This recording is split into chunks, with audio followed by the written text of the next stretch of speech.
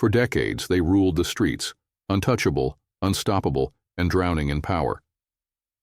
The Mafia wasn't just an organization, it was an empire built on blood, fear, and silence. But then, the FBI stepped in. What followed? A war. A war fought in the shadows, in courtrooms, on the streets. One that would shake the foundations of organized crime forever. From secret meetings exposed to billion-dollar drug empires collapsing. From high-ranking bosses flipping to mass arrests that stunned the underworld. This is how the FBI took down the Mafia, piece by piece. And trust me, you won't believe how it all went down. The Appalachian Meeting Raid, 1957.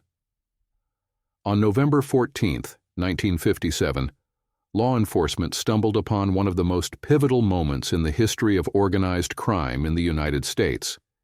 An event that forced the FBI to confront the reality of the Mafia's existence and power. The Appalachian Meeting, held at the estate of mobster Joseph "Joe the Barber" Barbara in Appalachian, New York, was meant to be a secret gathering of America's most powerful Mafia bosses. However, what was intended as a routine meeting to discuss business, settle disputes, and reorganize the syndicate after the recent assassination of Albert Anastasia turned into a disaster for the underworld when law enforcement unexpectedly raided the scene. The meeting was attended by at least 60 high-ranking Mafia figures from across the country, including members of the New York Five families, the Chicago outfit, and several other regional crime families. The presence of such heavyweights indicated that important discussions were taking place, possibly about the heroin trade, territorial disputes, and the allocation of illicit profits. The timing of the meeting was significant, as just weeks earlier, Anastasia, the infamous boss of the Gambino crime family, had been gunned down in a Manhattan barbershop. With his murder, the power dynamics within the Mafia were shifting, making a national summit necessary. Local law enforcement had been growing suspicious of unusual activity around Barbara's home. An abnormal number of luxury cars with out-of-state license plates were seen arriving at the estate, which raised the curiosity of Sergeant Edgar Croswell of the New York State Police. Croswell had long suspected Barbara's involvement in organized crime and decided to investigate. His decision to set up a roadblock near the property and monitor the area changed the course of Mafia history. When the officers moved in, the gangsters, caught completely off guard, reacted in an uncharacteristically chaotic fashion. Many fled on foot, trying to escape through the surrounding woods and fields, while others attempted to drive away. Some mobsters discarded their expensive coats and hats in an effort to blend in, but the police rounded up dozens of them. Among those arrested were Vito Genovese, Carlo Gambino, Joseph Profaci, and Santo Trafficante Jr., each of whom held immense power within the Mafia. While most of the attendees refused to cooperate with law enforcement, the very fact that such a meeting had occurred was undeniable proof that a national criminal organization existed. Prior to Appalachian, J. Edgar Hoover and the FBI had publicly downplayed the idea of a centralized mafia in America, dismissing it as a Hollywood invention. The Appalachian bust shattered that illusion, forcing the government to acknowledge the mafia's influence and presence. Though many of the arrested men were released due to a lack of evidence, the consequences of the Appalachian raid were severe. It led to intensified FBI surveillance of mafia activities and prompted the federal government to take organized crime more seriously. The scandalous nature of the meeting, along with the failed attempts by mobsters to flee, humiliated the underworld and made them more cautious about future gatherings. The aftermath of Appalachian saw the FBI shift its focus, leading to long-term efforts to infiltrate and dismantle mafia families using wiretaps, informants, and eventually the RICO Act in the 1970s. The Appalachian Meeting Raid marked the beginning of a new era in law enforcement's battle against the Mafia. What had been a relatively unchecked criminal empire suddenly found itself under constant scrutiny. It was a turning point that helped shape the FBI's modern approach to organized crime, setting the stage for the future takedowns of some of the most notorious figures in Mafia history. The Valachi Hearings, 1963. In the early 1960s, the FBI's war against the Mafia escalated dramatically when a low-level mobster named Joseph Valachi broke the sacred code of silence, omerta, and exposed the inner workings of the Mafia in a way that had never been done before. His testimony during the 1963 U.S. Senate hearings, now known as the Valachi hearings, provided the first detailed public confirmation of La Cosa Nostra's existence and operations, dealing a severe blow to organized crime. Valachi was a soldier in the Genovese crime family, operating under the leadership of Vito Genovese. Born in 1904, he had spent decades in the underworld, working as an enforcer and involved in various illicit activities. However, by the late 1950s, his situation took a drastic turn when he found himself serving a 15-year sentence for narcotics trafficking. It was during his time in prison that he became convinced that Genovese, who was also incarcerated, had ordered his execution.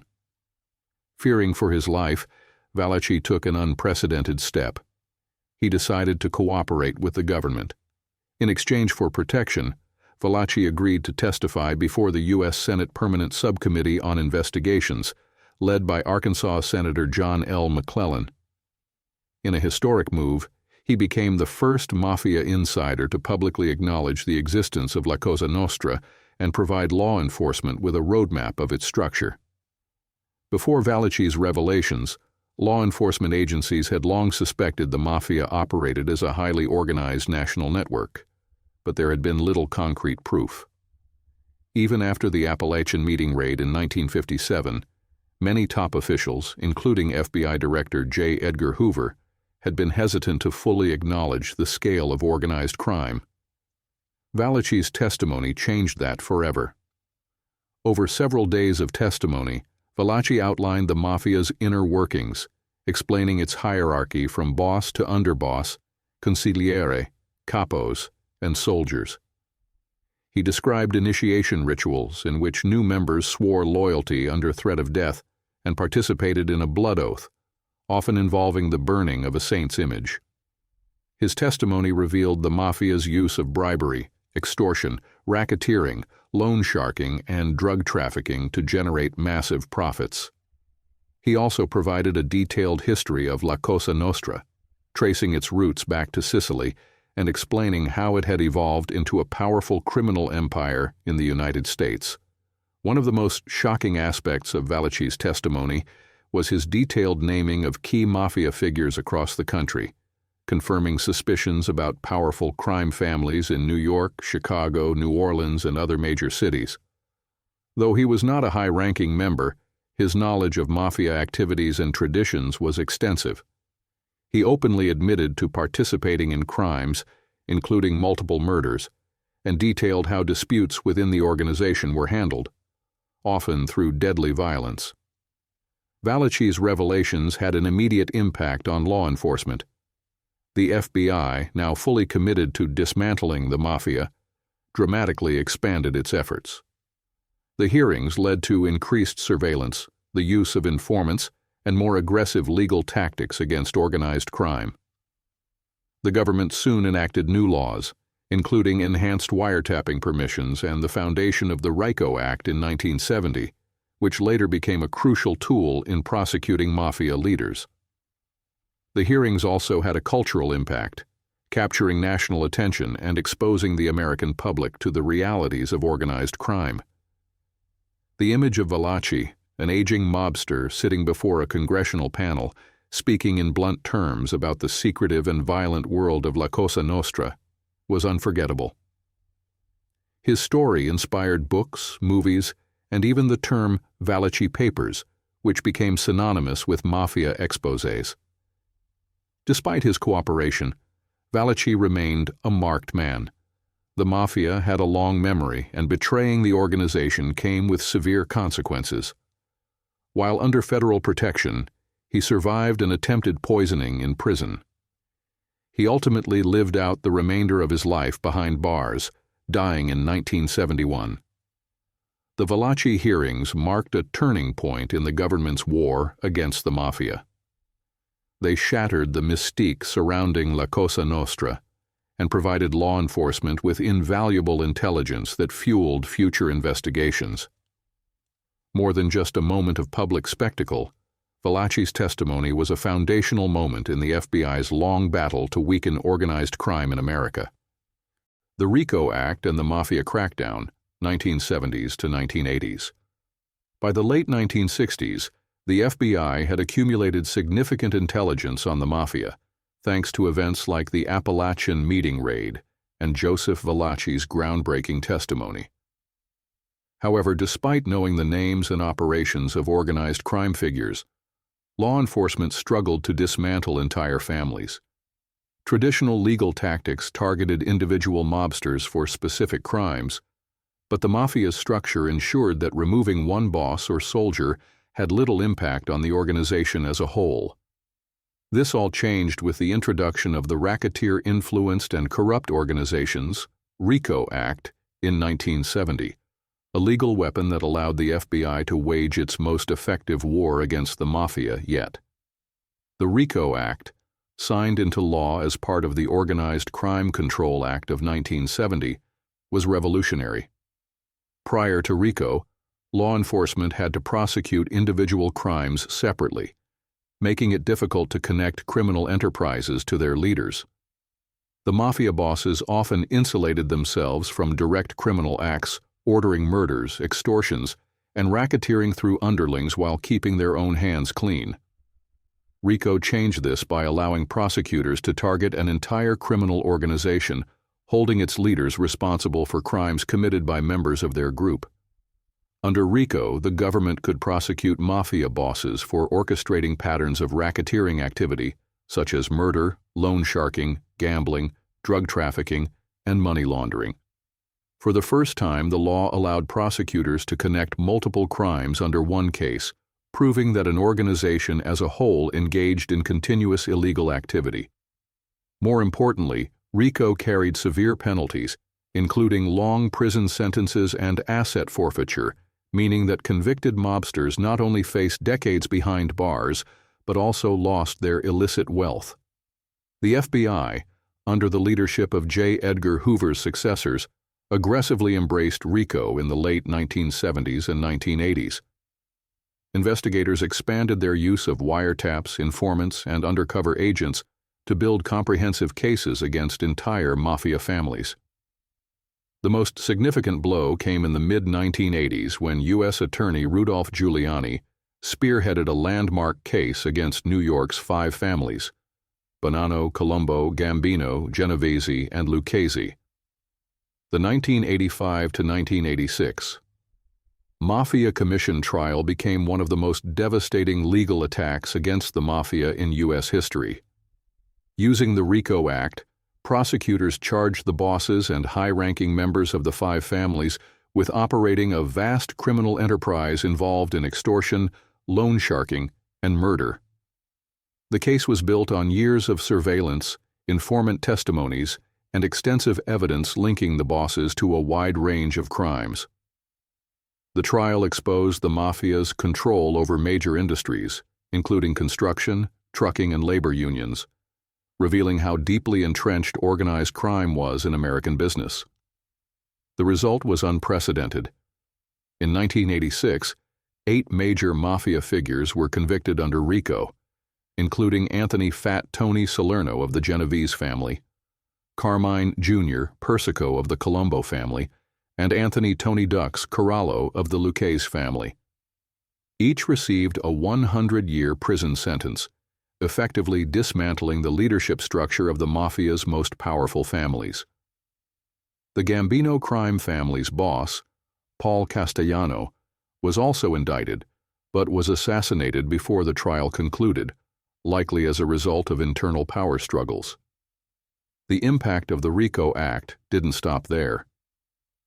Throughout the 1980s and 1990s, federal prosecutors continued using the law to target Mafia families across the country. Informants and turncoats became crucial weapons in these cases, with high-ranking mobsters like Salvatore, Sammy the Bull, Gravano, flipping to testify against their bosses in exchange for reduced sentences. Gravano's testimony in the early 1990s led to the conviction of John Gotti, the once untouchable boss of the Gambino family, earning him a life sentence in prison. RICO fundamentally changed the FBI's battle against organized crime. It weakened the Mafia's traditional structure, where bosses remained protected while underlings took the fall. Now, the law made it possible to dismantle entire organizations rather than just arresting individual criminals. By the late 20th century, the power of the Mafia had significantly declined, largely due to the relentless application of RICO. While the Mafia still exists, it has never regained the level of dominance it once held in the mid-20th century. The RICO Act remains one of the most powerful tools in law enforcement's arsenal against organized crime, ensuring that the FBI's war against the Mafia continues to this day. The Pizza Connection Case, 1980s. By the 1980s, the FBI had made significant strides in its war against the Mafia, but organized crime families continued to evolve, seeking new and more sophisticated ways to generate revenue while evading law enforcement. One of the most ambitious criminal enterprises ever uncovered was the infamous Pizza Connection case, a billion-dollar heroin smuggling and money laundering operation that stretched from Sicily to the United States. This massive investigation, which culminated in one of the longest criminal trials in U.S. history, dealt a devastating blow to the Sicilian and American Mafia's drug trade. The case centered around a vast heroin distribution network controlled by the Sicilian Mafia, known as the Cosa Nostra, in partnership with American Mafia families. The operation was simple but highly effective. Heroin was produced in laboratories in Sicily, smuggled into the United States, and then distributed through pizzerias and other seemingly legitimate businesses owned by mob associates. These pizza parlors acted as both fronts for drug trafficking and money laundering hubs, allowing massive amounts of cash to be funneled back to Sicily without raising suspicion. The heroin itself came from Turkey and was refined in secret labs in Sicily, then transported to the U.S. through a network of couriers, often using creative hiding methods such as concealing the drugs in food shipments. Once in the U.S., the heroin was distributed in major cities, including New York, Chicago, and Miami, where it fueled the growing drug epidemic of the 1970s and 1980s. The profits from the operation were astronomical. Law enforcement estimated that the network generated over $1.6 billion in drug sales. The FBI first became aware of the operation in the late 1970s, but cracking the case was no easy task. The Sicilian Mafia was notoriously secretive, and its members adhered strictly to the code of omertà, making it difficult to find informants willing to testify. However, federal agents, working closely with Italian authorities, began to piece together the network through surveillance, wiretaps, and undercover operations. One of the key figures identified in the investigation was Gaetano Badalamenti, a powerful Sicilian mafia boss who had been exiled from Italy, but continued to run criminal enterprises abroad. The breakthrough came when an informant named Tommaso Buscetta, a former Sicilian mobster, decided to cooperate with law enforcement after his family was murdered by rival mafiosi. Buscetta's testimony was invaluable. He provided first-hand accounts of how the heroin trade operated and named the key figures involved. His cooperation with both the FBI and Italian authorities would later play a crucial role in the Maxi trial in Italy, which dismantled much of the Sicilian Mafia's leadership. In April 1984, the FBI launched a series of coordinated raids, arresting dozens of suspects across the United States and Italy. The arrests led to the landmark Pizza Connection trial, which began in 1985 and lasted nearly 2 years, making it one of the longest and most complex criminal trials in U.S. history. The trial exposed the deep ties between the Sicilian and American Mafia, revealing a sophisticated and ruthless organization that had profited immensely from the heroin trade. After extensive legal proceedings, 18 defendants were convicted in March 1987, including Badalamenti, who was sentenced to 45 years in prison. The trial demonstrated the FBI's ability to dismantle high-level international criminal enterprises and showcased the effectiveness of RICO prosecutions in targeting organized crime. The convictions sent shockwaves through the Mafia world, signaling that even the most secretive and well-protected operations were not beyond the reach of U.S. law enforcement. The Pizza Connection case had long-term consequences for both the Sicilian and American Mafia. It crippled the Mafia's heroin trade, significantly reducing their ability to profit from drug trafficking. The case also strengthened cooperation between U.S. and Italian law enforcement agencies, leading to further crackdowns on organized crime in both countries.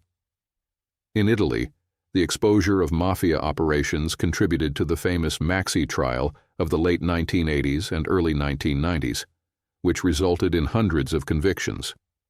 Although the Mafia continued to operate in other criminal enterprises, the Pizza Connection case marked a turning point in the FBI's war against organized crime. It proved that even the most lucrative and secretive criminal operations could be dismantled with relentless investigation, international cooperation, and strategic use of legal tools like RICO. The case remains one of the most significant victories in the history of law enforcement's battle against the Mafia. The takedown of the 5 families, 2000s present. By the turn of the 21st century, the FBI had already inflicted severe damage on the American Mafia, thanks to landmark cases like the Mafia Commission trial and the Pizza Connection case. However, despite decades of arrests and prosecutions, the 5 families, Gambino, Genovese, Lucchese, Bonanno, and Colombo, continued to operate in various capacities, adapting to law enforcement pressure. Determined to deliver a decisive blow, the FBI intensified its efforts in the 2000s, launching a series of high-profile raids that led to the mass arrests of Mafia members, ultimately crippling their operations. One of the most significant moments came in 2002 when the government targeted the Bonanno crime family. The arrest of boss Joseph Massino, known as the Last Don, was a major victory, as he was the only New York crime family leader still operating under the old Mafia traditions. Massino's downfall came when his underboss, Salvatore Good-Looking Salvitale, flipped and provided federal agents with insider information about the family's illegal dealings, including extortion, loan sharking, and murder. Facing the death penalty, Massino himself made history by becoming the first official boss of a New York Mafia family to become an informant, testifying against his own organization in 2005.